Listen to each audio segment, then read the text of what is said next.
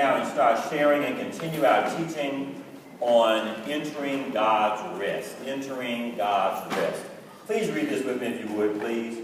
Enter God's rest and enjoy the rest of your life. Let's read that again. Enter God's rest and enjoy the rest of your life. One more time.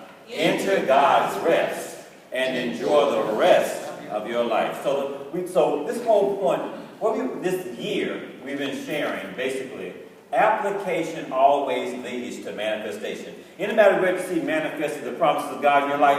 I said, anybody ready to see the promises of God manifested? Well, in order to receive the manifestation, there has to be application of what God has shared with us. In order to receive the manifestation, it's there.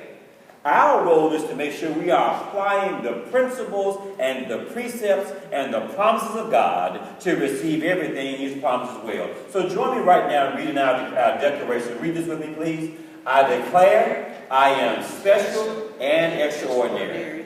I am not average. I have been custom made. I am one of a kind. All the things God created, what He is most proud of is me. I am His masterpiece, His most prized possession. I will keep my head held high, knowing that I am a child of the Most High God, made in His very image. This is my declaration. If you embrace that and join that and agree with that, please join me in giving God one more and time of praise as well. Because I did our declaration here. So now we've been talking about finding joy in the journey and recognizing that as we continue to find joy in the journey, it is a decision we have to make to find joy in the journey. Anybody can complain. Amen. Anybody can murmur. Even the Hebrew children, we're going to see later on, they had been delivered out of captivity, and 3 days after being out of captivity, 3 days, they already started murmuring and complaining. So anybody can complain, but we have to make a decision to choose to find joy in this journey. And then blessed is the life that finds joy in this journey. As we continue our discussion about finding joy in the journey, please join me in reading together our confessions for this month. Let's read this together. I operate in a spirit of exceptional excellence. Let's break this down again. I invest to enter into God's rest. In other words, God's rest is available. There's something we have to do to position ourselves to receive it. Please keep going. To accept God's best. Too many people have been accustomed to accepting less than the best too long. Amen. It is time to accept God's best. Please join me in giving God a hand clap. I mean, not accept anything but God's best. And last, let's go back. And to pass every spiritual test.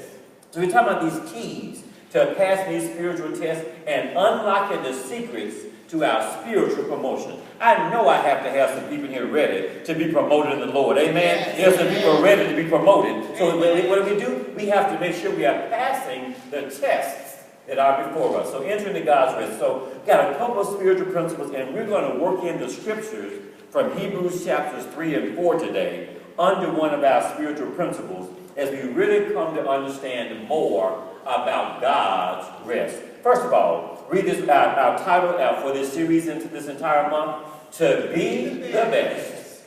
Trust God and Rest. So if we invert that very quickly, the only way to rest is by trusting God. It is impossible to enter into God's rest without trusting God. Once we have rested and we are trusting in God, the byproduct, we can't help but end up being the best. We're striving, though, to make sure we are resting based on trusting God, and in turn the outcome will be, and the result will be being the best. So spiritual principle number 2. How often should we enter into God's rest? We talked about this last week. How often? How often? It's up on the screen. Every day. That we ought to be, so here's the point. Because I was in God's rest today, I have to make sure I'm investing to be in God's rest tomorrow. Let me say it another way. Because we overcame a spiritual test today, can't get too happy because there's another spiritual test coming tomorrow. So there has to be a determination. There has to be a mindset. There has to be a focus to say, I am going to go back in and rest and to enter into God's rest. I'm going to invest and to get into God's rest. Last week we talked about this as well. Rest area. What is God's rest? What is God's rest? And what did we say last week we did? The purpose of a rest area is what? Like before last week, when you were going to a rest area, what was the purpose of going to a rest area? Go to the bathroom. And also hopefully get something to keep you awake and keep you, amen. So we talked about this idea about going, it's a place to relieve and receive. That whatever we have been holding on to, see, it is so interesting. Believers can hold on to things longer than folk who are not even saved. Yes. And at some point, we have to decide, it's time to let this thing go. That here we have something in our hands that God doesn't have for us. And He has so much more to give us, but our hands are already full of things that we don't have any business to hold on to. We can't even embrace what God has. So the only way to accept His best is to open my hand up, get rid of what does not belong to Him, and make sure I'm open to receive what God has. So part of our relief is to make sure we are releasing things that are not from God. All these negative thoughts, all these negative habits, all these negative behaviors, all this negative outlook, all these things have to be released, to be relieved, and then receive what God has for us. Again, if my hand is already full of things that are not from God, my hand is not available to receive the things of God. I got to let go of stuff that does not concern God and make sure I'm receiving what God has for me. So God's place of rest is ultimately about releasing things, relieving ourselves of things, and also receiving. Now, this is what happens in the natural. You ever really had to go to relieve yourself? And you see a sign like this, right? It just said a mile ago, rest area coming up. And you get that thing is close. You got 46 more miles to hold, and you just trust in the Lord. You can make. And so after a while, about mile 23, just like this pull on the side of the road. So the idea was resting. Now, but the idea of receiving. Look, I got to show you a picture of one. This is inside of a rest area. Look at that. Yeah. Inside of a rest area. That inside of a rest area, we can receive nourishment to carry us on the journey. Yes. So when I'm resting in God, when I let go of what does not belong to me, what's holding me down, I can now receive nourishment to be able to go on my journey. I can find joy in my journey because I'm resting in God and relieving myself of things that don't belong to God and receiving what God has as well. So this idea about resting. What is God's rest? Read this with me again. We talked about our acronym. It is what? Releasing every stressful. Anybody ever experienced stress in here before in life? So our point is, so here's the point. Resting in God is counter to stress. If I'm going to walk around in stress, it means I'm not resting in God. If I am stressing, I am not resting. You can't rest in God and still walk around in stress, because I'm trying to release not just a few of them, but every stressful trial in life. We've looked at this for 2 months now. That sometimes we're just so stressed out. And here's the thing. We're so stressed out, we're taking it out on people that had nothing to do with our stress. Folk on the job got us stressed out. We're going to take it out with folk that we love at home. Come on, what's wrong with that? Somebody cut us off in the grocery store. We didn't know that name. And we find ourselves taking things out on people who did not even cause the stress. Now look what happens here. Now here's why we need to get rid of stress. Look right here. I don't know why she's smiling, because this is what stress is. Stress will cause up here. What is that? Inside. It's all here. It causes what over here? Hello. What else? Headaches. What else? Asthma. What else? Heart disease. What else? Weight gain. Now, weight gain. That's coming from those Twinkies. But keep on going. Poor gut health. That you can trace.